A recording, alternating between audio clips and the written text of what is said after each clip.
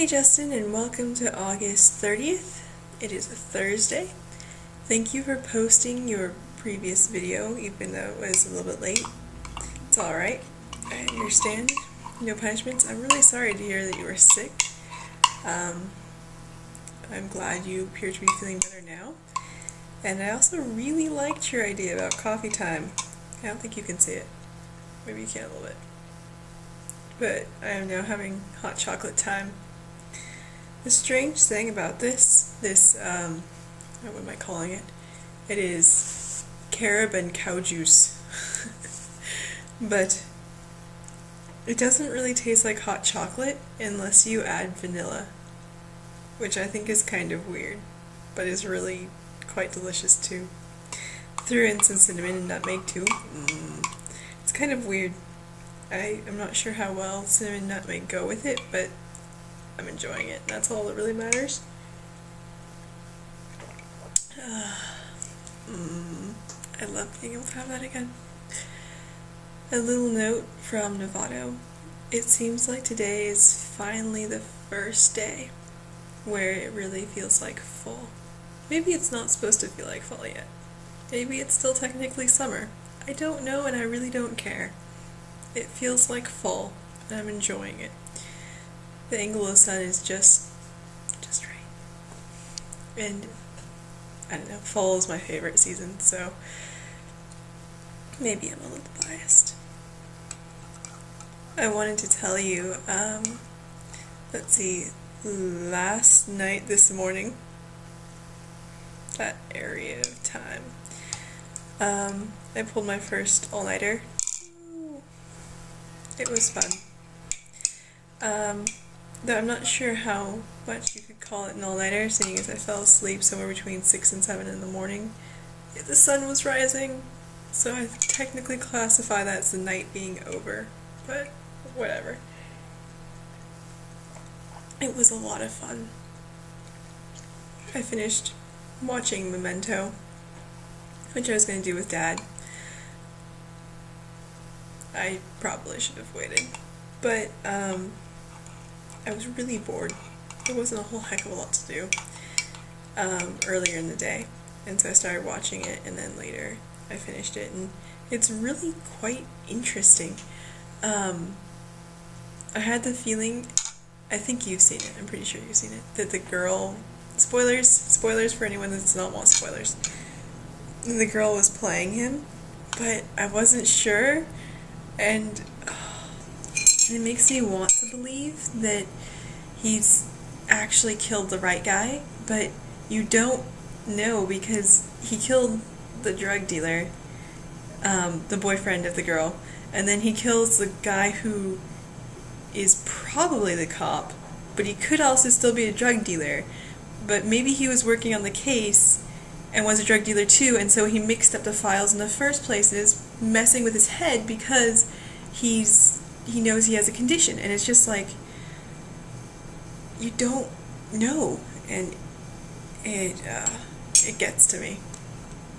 It's just, it kills me because they insinuate that he killed his wife, and that he actually did overdose her with insulin because she was diabetic. But you don't actually know whether or not she was really diabetic, or whether or not the guy was messing with his head and wanted him to believe that his wife was diabetic. But, oh gosh, like, part of me wants to believe that's not true, but part of me does want to believe it's true, and there's not a whole lot I can do about that. I wish movies like that gave a final answer, but half the point of them being so amazing is that they don't. And it gets to me a little bit. I remember when I was younger, I used to have a really hard time remembering what I was doing a lot. I mean, it was just constant. Like, I would just be doing something, forget, completely and totally forget what I was doing. And I would just stand there and be like, okay, now I'm gonna go find something to do. whatever that is. And then like 5 minutes later I do the exact same thing, and I wander across all the previous projects I've been working on during the day. And that part of the movie where he'll be doing something and then bam, does not recall what he's doing. It was kind of scary because I felt like I could really relate to that. I mean, it was never that bad as he had it, of course, but it was still,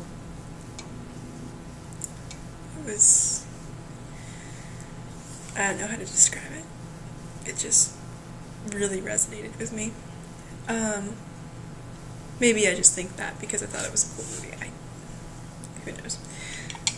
Could do the whole psychology of thinking something's interesting and wanting to be like it. Who knows? Who cares? Thank you for telling me about The Book Thief. That sounded really interesting. I've had it recommended to me by a lot of people because you know I like to read, but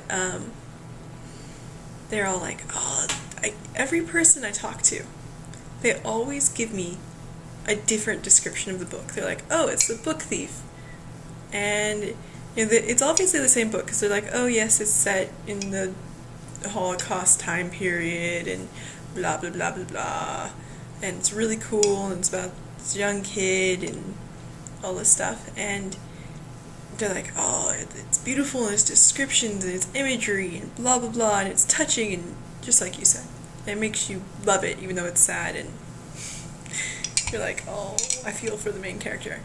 I haven't read it yet, in case that wasn't clear, and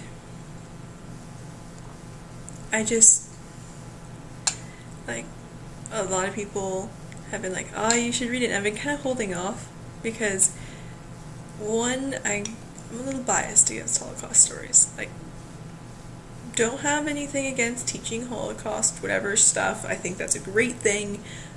I went through a phase where I read a whole bunch of Holocaust stuff because I thought it was interesting.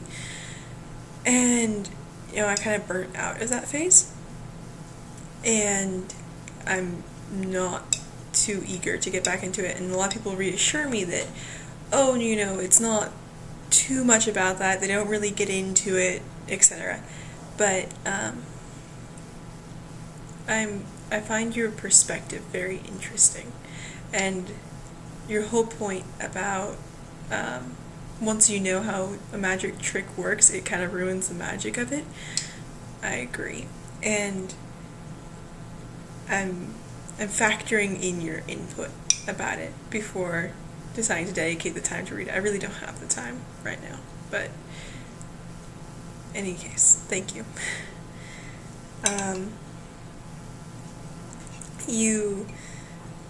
You expressed that you're curious to see how I'm going to do in my first quarter of college. But you said semester. I'm on the quarter system, just so you know.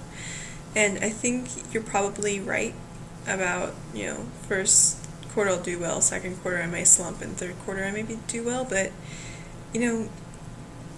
as you well know, I've never really lived on my own. I've never had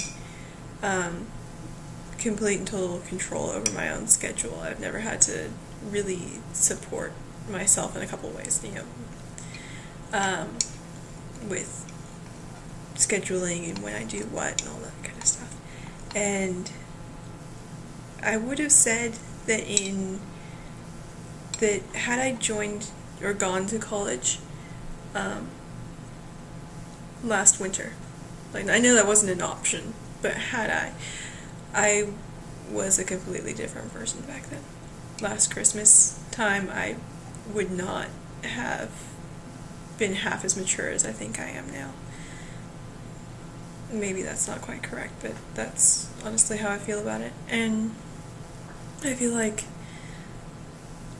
because I've branched out a bit in this last semester of high school and kind of taken my life into my own hands and decided to do what I wanted to do with it, and made myself stick to a schedule and tried to be responsible and all that stuff, I really think that is going to change, or has changed, how I will act during my first quarter of college. And you're right, I want to study, but I don't want to be one of those people that doesn't talk to anyone because they're constantly studying and shuts themselves away and, goes and hides in a corner.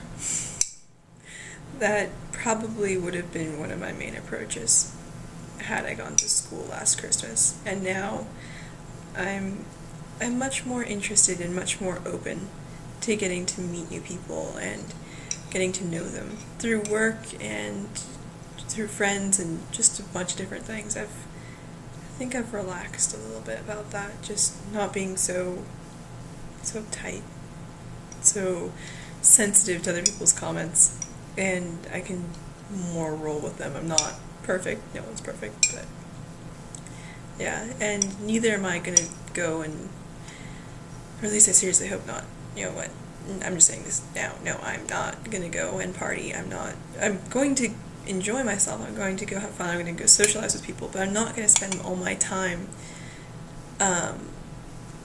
going and getting drunk and doing all that stuff. That is absolutely not what I'm interested in.